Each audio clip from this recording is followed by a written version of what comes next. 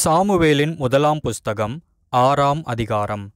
கர்த்தருடைய பெட்டி பெலிஸ்தரின் தேசத்தில் 7 மாதம் இருந்தது. பின்பு பெலிஸ்தர் பூஜாசாரிகளையும் குறி சொல்லுகிறவர்களையும் அழைப்பித்து, கர்த்தருடைய பெட்டியை பற்றி நாங்கள் என்ன செய்ய வேண்டும், அதை நாங்கள் எவ்விதமாய் அதன் ஸ்தானத்திற்கு அனுப்பிவிடலாம் என்று எங்களுக்குச் சொல்லுங்கள் என்றார்கள். அதற்கு அவர்கள், இஸ்ரவேலின் தேவனுடைய பெட்டியை நீங்கள் அனுப்பினால் அதை வெறுமையாய் அனுப்பாமல் குற்ற நிவாரண காணிக்கையை எவ்விதத்திலும் அவருக்கு செலுத்த வேண்டும். அப்பொழுது நீங்கள் சொஸ்தமடைகிறதும் அல்லாமல் அவருடைய கை உங்களை விடாதிருந்த முகாந்தரம் இன்னது என்றும் உங்களுக்கு தெரிய வரும் என்றார்கள். அதற்கு அவர்கள், குற்ற நிவாரண காணிக்கையாக நாங்கள் அவருக்கு என்னத்தை செலுத்த வேண்டும் என்று கேட்டதற்கு அவர்கள், உங்கள் எல்லாருக்கும் உங்கள் அதிபதிகளுக்கும் ஒரே வாதையுண்டானபடியால் பெலிஸ்தருடைய அதிபதிகளின் லக்கத்திற்கு சரியாக மூலவியாதியின் சாயலானபடி செய்த 5 பொன் சுரூபங்களும் பொன்னால் செய்த 5 சுண்டலிகளும் செலுத்த வேண்டும். ஆகையால் உங்கள் மூலவியாதியின் சாயலான சுரூபங்களையும் உங்கள் தேசத்தை கெடுத்து போட்ட சுண்டலிகளின் சாயலான சுரூபங்களையும் நீங்கள் உண்டு பண்ணி இஸ்ரவேலின் தேவனுக்கு மகிமையை செலுத்துங்கள். அப்பொழுது ஒருவேளை உங்கள் மேலும் உங்கள் தேவர்கள் மேலும் உங்கள் தேசத்தின் மேலும் இறங்கியிருக்கிற அவருடைய கை உங்களை விட்டு விலகும். எகிப்தியரும் பார்வோனும் தங்கள் இருதயத்தை கடினப்படுத்தினது போல நீங்கள் உங்கள் இருதயத்தை கடினப்படுத்துவானேன்? அவர்களை அவர் தீங்காய் வாதித்த பின்பு ஜனங்களை அவர் அனுப்பிவிட்டதும் அவர்கள் போய்விட்டதும் இல்லையோ? இப்போதும் நீங்கள் ஒரு புது வண்டில் செய்து நுகம் பூட்டாதிருக்கிற 2 கறவை பசுக்களை பிடித்து அவைகளை வண்டிலிலே கட்டி அவைகளின் கன்றுக்குட்டிகளை அவைகளுக்கு பின்னாக போகவிடாமல் வீட்டிலே கொண்டு வந்து விட்டு, பின்பு கர்த்தருடைய பெட்டியை எடுத்து அதை வண்டிலின் மேல் வைத்து நீங்கள் குற்ற நிவாரண காணிக்கையாக அவருக்கு செலுத்தும் பொன் உருப்படிகளை அதன் பக்கத்தில் ஒரு சிறிய பெட்டியிலே வைத்து அதை அனுப்பிவிடுங்கள். அப்பொழுது பாருங்கள், அது தன் எல்லைக்கு போகிற வழியாய் பெத்ஷிமேசுக்கு போனால் இந்த பெரிய தீங்கை நமக்கு செய்தவர் அவர்தாமே என்று அறியலாம். போகாதிருந்தால் அவருடைய கை நம்மை தொடாமல் அது தற்செயலாய் நமக்கு நேரிட்டது என்று அறிந்து கொள்ளலாம் என்றார்கள். அந்த மனுஷர் அப்படியே செய்து 2 கறவை பசுக்களை கொண்டு வந்து அவைகளை வண்டிலிலே கட்டி அவைகளின் கன்றுக்குட்டிகளை வீட்டிலே அடைத்து வைத்து கர்த்தருடைய பெட்டியையும் பொன்னால் செய்த சுண்டெலிகளும் தங்கள் மூலவியாதியின் சாயலான சுரூபங்களும் வைத்திருக்கிற சிறிய பெட்டியையும் அந்த வண்டிலின் மேல் வைத்தார்கள். அப்பொழுது அந்த பசுக்கள் பெத்ஷிமேசுக்கு போகிற வழியிலே செவ்வையாய் போய் வலது இடது பக்கமாய் விலகாமல் பெரும்பாதையான நேர்வழியாக கூப்பிட்டு கொண்டே நடந்தது. பெலிஸ்தரின் அதிபதிகள் பெத்ஷிமேசின் எல்லை மட்டும் அவைகளின் பிறகே போனார்கள். பெத்ஷிமேசின் மனுஷர் பள்ளத்தாக்கிலே கோதுமை அறுத்து கொண்டிருந்தார்கள். அவர்கள் தங்கள் கண்களை ஏறெடுக்கும் போது பெட்டியை கண்டு அதை கண்டதினால் சந்தோஷப்பட்டார்கள். அந்த வண்டில் பெத்ஷிமேஸ் ஊரானாகிய யோசுவாவின் வயலில் வந்து அங்கே நின்றது. அங்கே ஒரு பெரிய கல் இருந்தது. அப்பொழுது வண்டிலின் மரங்களை பிளந்து பசுக்களை கர்த்தருக்கு சர்வாங்க தகனபலியாக செலுத்தினார்கள். லேவியர் கர்த்தருடைய பெட்டியையும் அதனோடிருந்த பொன்னுருப்படிகளுள்ள சிறிய பெட்டியையும் இறக்கி அந்த பெரிய கல்லின் மேல் வைத்தார்கள். பெத்ஷிமேசின் மனுஷர் அன்றைய தினம் கர்த்தருக்கு சர்வாங்க தகனங்களை செலுத்தி பலிகளை இட்டார்கள். பெலிஸ்தரின் 5 அதிபதிகளும் இவைகளை கண்டு அன்றைய தினம் எக்ரோனுக்கு திரும்பி போனார்கள். பெலிஸ்தர் குற்ற நிவாரணத்திற்காக கர்த்தருக்கு செலுத்தின மூலவியாதியின் சாயலான பொன் சுரூபங்களாவன அஸ்தோத்திற்காக 1, காசாவுக்காக 1, அஸ்கலோனுக்காக 1, காத்துக்காக 1, எக்ரோனுக்காக 1. பொன்னால் செய்த சுண்டலிகளோவென்றால் அரணான பட்டணங்கள் துவக்கி நாட்டிலுள்ள கிராமங்கள் மட்டும் கர்த்தருடைய பெட்டியை வைத்த பெரிய கல் இருக்கிற ஆபேல் மட்டும் 5 அதிபதிகளுக்கும் ஆதீனமாயிருக்கிற பெலிஸ்தருடைய சகல ஊர்களின் லக்கத்திற்கு சரியாயிருந்தது.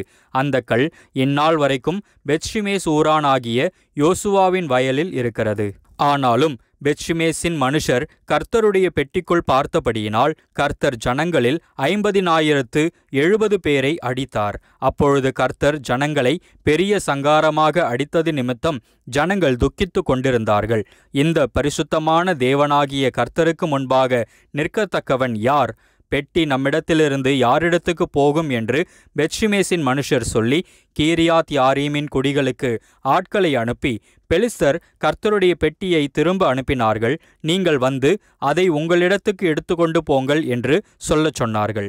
சாமுவேலின் முதலாம் புஸ்தகம் 7ஆம் அதிகாரம். அப்படியே கீரியாத் யாரீமின் மனுஷர் வந்து கர்த்தருடைய பெட்டியை எடுத்து மேட்டின் மேல் இருக்கிற அபினதாபின் வீட்டிலே கொண்டு வந்து வைத்து கர்த்தருடைய பெட்டியை காக்கும்படிக்கு அவன் குமாரனாகிய எலெயாசாரை பரிசுத்தப்படுத்தினார்கள். பெட்டி கீரியாத் யாரீமிலே அநேக நாள் தங்கியிருந்தது. 20 வருஷம் அங்கேயே இருந்தது. இஸ்ரவேல் குடும்பத்தார் எல்லாரும் கர்த்தரை நினைத்து புலம்பிக் கொண்டிருந்தார்கள். அப்பொழுது சாமுவேல் இஸ்ரவேல் குடும்பத்தார் யாவரையும் நோக்கி, நீங்கள் உங்கள் முழு இருதயத்தோடும் கர்த்தரிடத்தில் திரும்புகிறவர்களானால் அந்நிய தேவர்களையும் அஸ்தரோத்தையும் உங்கள் நடுவிலிருந்து விலக்கி உங்கள் இருதயத்தை கர்த்தருக்கு நேராக்கி அவர் ஒருவருக்கே ஆராதனை செய்யுங்கள். அப்பொழுது அவர் உங்களை பெலிஸ்தருடைய கைக்கு நீங்களாக்கி விடுவார் என்றான். அப்பொழுது இஸ்ரவேல் புத்திரர் பாகால்களையும் அஸ்தரோத்தையும் விலக்கிவிட்டு கர்த்தர் ஒருவருக்கே ஆராதனை செய்தார்கள்.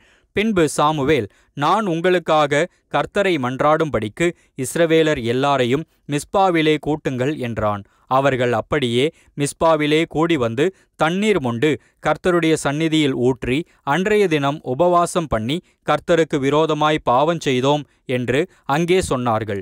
மிஸ்பாவிலே சாமுவேல் இஸ்ரவேல் புத்திரரை நியாயம் விசாரித்து கொண்டிருந்தான்.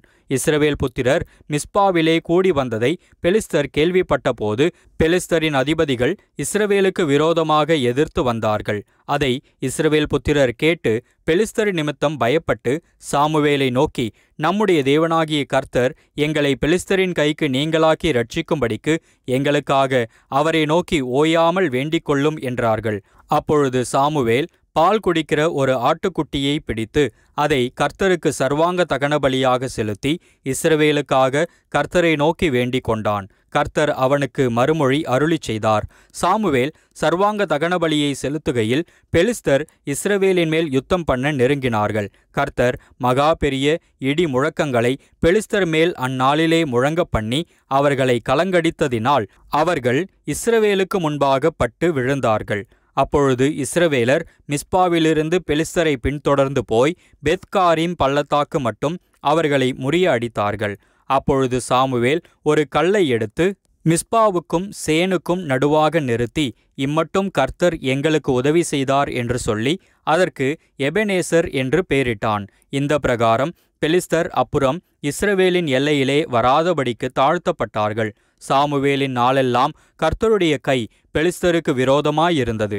பெலிஸ்தர் இஸ்ரவேல் கையிலிருந்து பிடித்திருந்த எக்ரோன் துவக்கி காத் மட்டுமுள்ள பட்டணங்களும் இஸ்ரவேலுக்கு திரும்ப கிடைத்தது.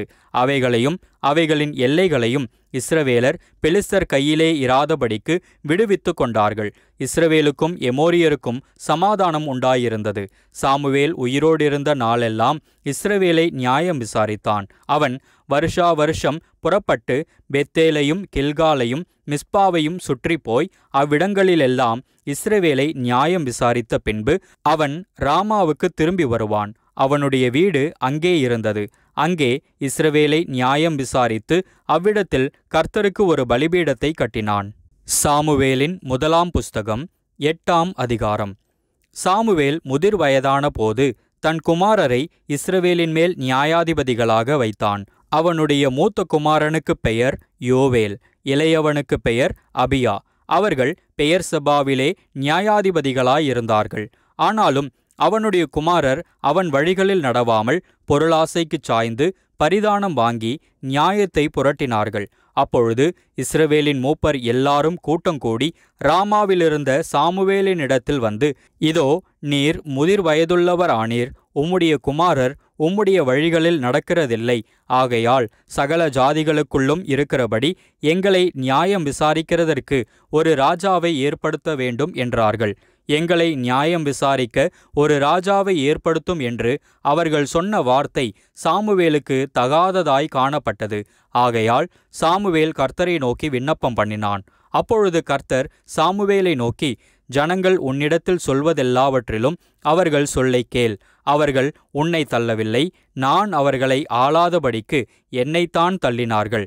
நான் அவர்களை எகிப்திலிருந்து புறப்பட பண்ணின நாள் முதல் இந்நாள் மட்டும் அவர்கள் என்னை விட்டு வேறே தேவர்களை சேவித்து வந்த தங்கள் எல்லா செய்கைகளின்படியும் செய்தது போல அவர்கள் உனக்கும் செய்கிறார்கள். இப்போதும் அவர்கள் சொல்லை கேள். ஆனாலும் உன் அபிப்பிராயத்தை காட்டும்படி அவர்களை ஆளும் ராஜாவின் காரியம் இன்னது என்று அவர்களுக்கு திடசாட்சியாய் தெரியப்படுத்து என்றார். அப்பொழுது சாமுவேல் ஒரு ராஜா வேண்டும் என்று தன்னிடத்தில் கேட்ட ஜனங்களுக்கு கர்த்தருடைய வார்த்தைகளை எல்லாம் சொல்லி, உங்களை ஆளும் ராஜாவின் காரியம் என்னவென்றால், தன் இரதத்திற்கு முன் ஓடும்படி அவன் உங்கள் குமாரரை எடுத்து தன் இரத சாரதிகளாகவும் தன் குதிரை வீரராகவும் வைத்து கொள்ளுவான். 1000 பேருக்கும் 50 பேருக்கும் தலைவராகவும் தன் நிலத்தை உழுகிறவர்களாகவும் தன் விளைச்சலை அறுக்கிறவர்களாகவும் தன் யுத்த ஆயுதங்களையும் தன் இரதங்களின் பணிமுட்டுகளையும் பண்ணுகிறவர்களாகவும் அவர்களை வைத்து கொள்ளுவான். உங்கள் குமாரத்திகளை பரிமள தைலம் செய்கிறவர்களாகவும் சமையல் பண்ணுகிறவர்களாகவும் அப்பம் சுடுகிறவர்களாகவும் வைத்து கொள்ளுவான். உங்கள் வயல்களிலும் உங்கள் திராட்சை தோட்டங்களிலும் உங்கள் ஒலிவ தோப்புகளிலும் நல்லவைகளை எடுத்துக்கொண்டு தன் ஊழியக்காரருக்கு கொடுப்பான். உங்கள் தானியத்திலும் உங்கள் திராட்சை பலனிலும் தசமபாகம் வாங்கி தன் பிரதானிகளுக்கும் தன் சேவகர்களுக்கும் கொடுப்பான். உங்கள் வேலைக்காரரையும் உங்கள் வேலைக்காரிகளையும் உங்களில் திறமையான வாலிபரையும் உங்கள் கழுதைகளையும் எடுத்து தன்னுடைய வேலைக்கு வைத்து கொள்ளுவான். உங்கள் ஆடுகளிலே 10 1 எடுத்து கொள்ளுவான். நீங்கள் அவனுக்கு வேலையாட்கள் ஆவீர்கள். நீங்கள் தெரிந்து கொண்ட உங்கள் ராஜாவின் நிமித்தம் அந்நாளிலே முறையிடுவீர்கள். ஆனாலும் கர்த்தர் அந்நாளிலே உங்களுக்கு செவி கொடுக்க மாட்டார் என்றான்.